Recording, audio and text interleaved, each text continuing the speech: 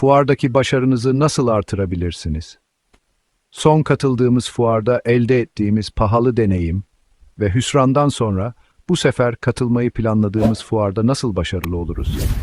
Fuardaki başarımızı nasıl arttırabiliriz? Nasıl müşteri buluruz? Nasıl sipariş alabiliriz? Nasıl bol bol ihracat müşteri adayları ile tanışırız? Fuardan elde ettiğimiz başarımızı arttırmak için nasıl hazırlanmamız gerekir? Fuardan nasıl verim alırız? Fuar için harcadığımız toplam bütçenin karşılığında yüzümüzü güldürecek ciroları nasıl elde edebiliriz? Bunun için fuardan önce, fuar günlerinde ve fuar sonrası neler yapmamız gerekir? Fuara katılmanın 7 aşaması. Öncelikle fuar hazırlığının 7 aşamalı bir süreç olduğunu bilmek gerek. Bu aşamalardan ilgileneceğimiz konuları özetle ele alalım. Değerlendirme aşaması.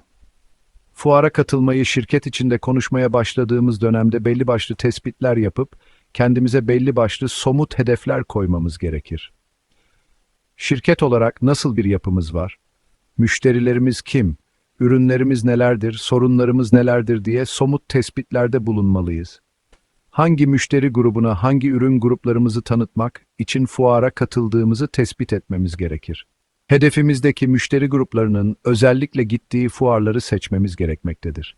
Fuara neden katıldığımızı da somut olarak belirlememizde fayda var. Farklı pazarlardan müşteri bulmak mı? İlk satışları yapmak mı? Bayi bulmak mı?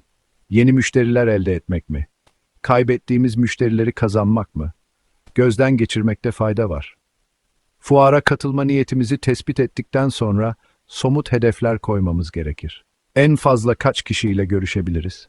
Bu kadar müşteri adayıyla görüşebilmek için kaç kişilik bir ekiple fuara gitmek gerekir? Bu görüşmelerden 6 ay sonra fuardan ne kadar bir ciro elde etmek istiyoruz? Fuar katılımı şirketimizin stratejik, ihracat, büyüme, pazarlama planlarımızın bir parçası olmalı. Fuar katılımı için de muhakkak ayrıntılı bir plan yapmalıyız. Sözleşme aşaması. Katılacağımız fuarın sözleşmesi için fuar organizatörüyle görüşme aşamasında fuar hakkında detaylı bilgi almamız gerekir. Bir önceki yılını fuar sonuç raporunu muhakkak istemeliyiz. Sonuç raporundan önceki yıl fuara katılan şirketleri, toplam net satılan fuar alanını, yerleşim planını, katılan şirketlerin profili, sergilenen ürün profilini gözden geçirmek önemlidir. Daha da önemlisi gelen ziyaretçi rakamlarına ve profiline bakmaktır. Kaç tekil ziyaretçi geldi? Nereden geldi? Kimler geldi? Gelenlerin meslekleri, geldikleri şehirler.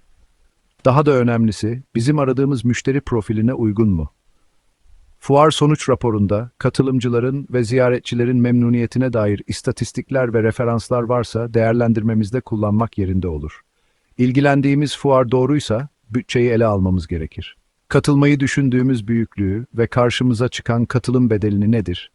Stand bedeli, ürün gönderme geri getirme bedeli, personel bedeli, pazarlama giderleri, fuar operasyon giderleri, fuar sonrası giderler, tüm olası giderleri bütçemize katmamız gerekir.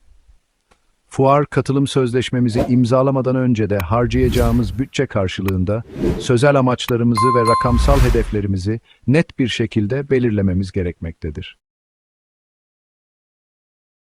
Hazırlık aşamasında sözleşmeden sonra aklımıza gelen ilk şey, ofisimizden daha havalı bir fuar standı olmasın lütfen.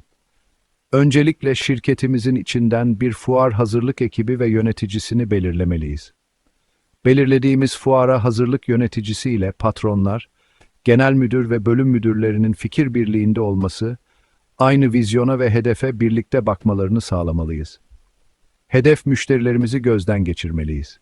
Standımızda görmek istediğimiz müşteri adaylarının neden bize gelmeleri gerektiğini düşünmeliyiz. Müşteri adaylarınıza sunabileceğiniz faydaları somutlaştırmalıyız.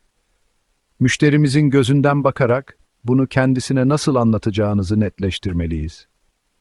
Fuarda sergilemek istediğimiz ürünlerimizi, prototiplerimizi belirlemeliyiz. Hazırlıklarını son dakikaya bırakmadan zamanında başlamalıyız. Hedefteki müşteri profiline sunmayı planladığımız ürünü kim anlatırsa, kim takdim ederse, siparişe dönebilir sorusuna somut cevaplar aramalıyız. İşimizle, ürünümüzle, müşterimizle ilişkisi olmayan aile ve akrabalarımızı fuara götürmemeliyiz. Fuar bir tatil fırsatı değildir. Tam aksine normalden çok daha yoğun bir çalışma ortamıdır.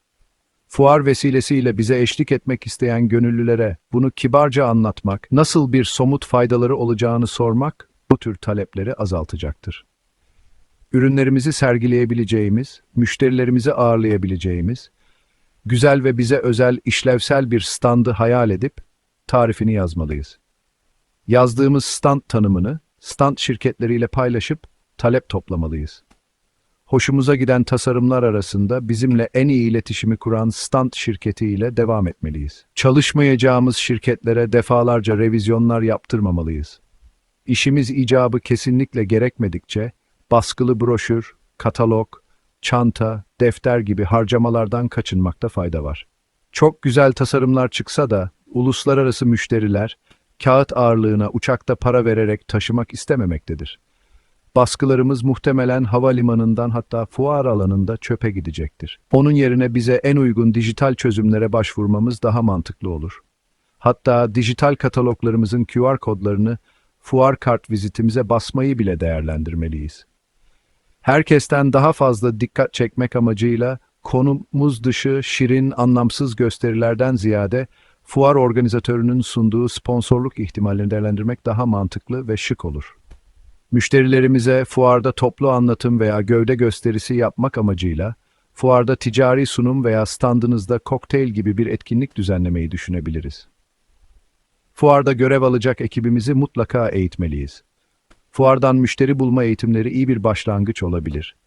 Şirketteki dil bilen genç personelimizin şirketimizi temsil edebilecek kabiliyette, şirket ve ürün bilgisine sahip olduğundan emin olmalıyız. Eski personelimizin iletişim kabiliyetlerini arttırmak için iletişim yeteneklerini geliştirici eğitimleri düşünebiliriz. Ofiste bol bol fuar provaları yapmak iyi bir hazırlanma metodu olabilir.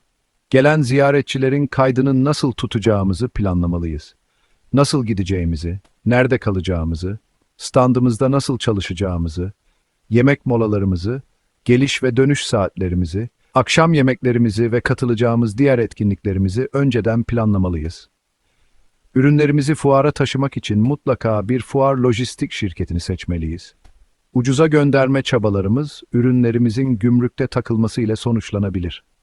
Geçici ihracat ve ithalat süreçlerinde, gümrükçümüz ve fuar lojistik şirketiyle koordinasyon içinde olmalıyız.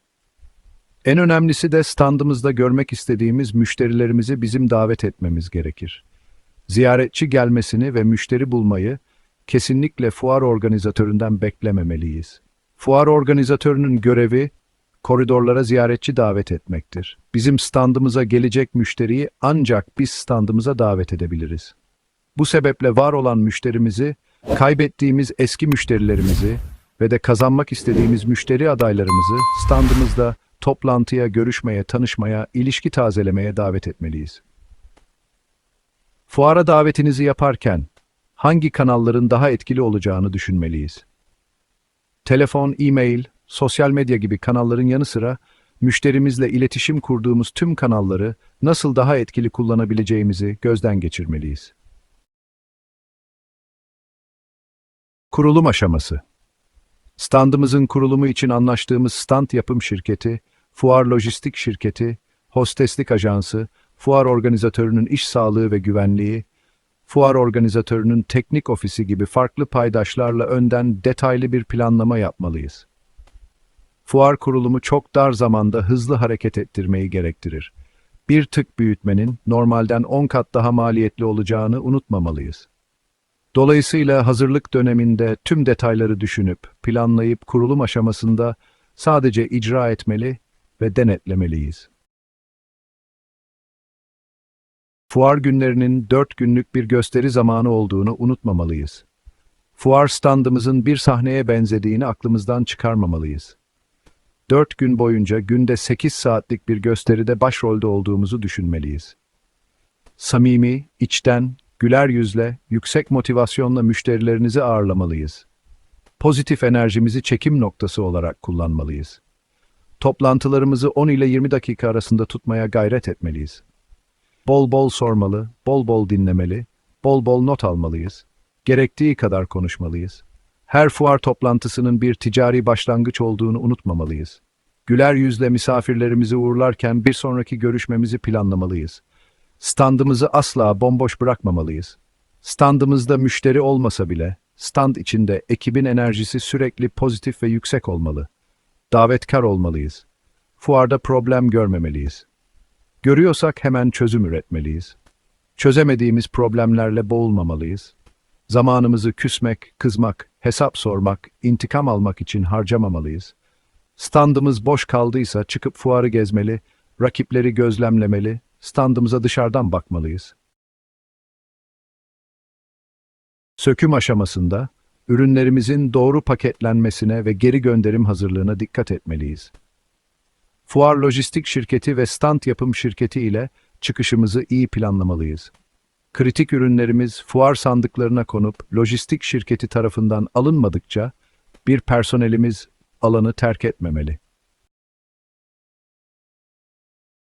Fuar sonrası imkanımız varsa, fuarda görev alan şirket çalışanlarımızı en az bir gün dinlendirmekte fayda var. Fuar sonrası kimsenin bizi aramasını beklememeliyiz. Fuarda tanıştığımız kişileri beklemeden hemen aramamız gerekir. Asistanımıza, sekreterimize, diğer ekip arkadaşlarımıza aratmamalıyız. Sakın ha! Müşteri adayı fuarda bizi tanıdı, onları tanımadı. Ofise döndüğümüzde 2500 adet e-mail, 30 adet evrak bizi bekliyor olabilir.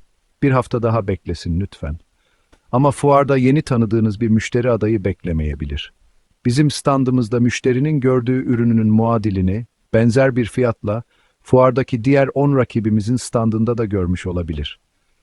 Erken arayan, erken iletişim kuran, doğru iletişim kuran öne geçecektir. Fuar dönüşü bedenimiz ofiste olsa da, aklımız ve ruhumuz hala fuarda kalmalı. Fuardan döner dönmez hemen yaptığımız ilk iletişim kurma turunu bitirdikten sonra fuar sonuç raporumuzu hazırlamalıyız. Sonrasında 3500 e-mail ve diğer rutin işlerinize dönebiliriz.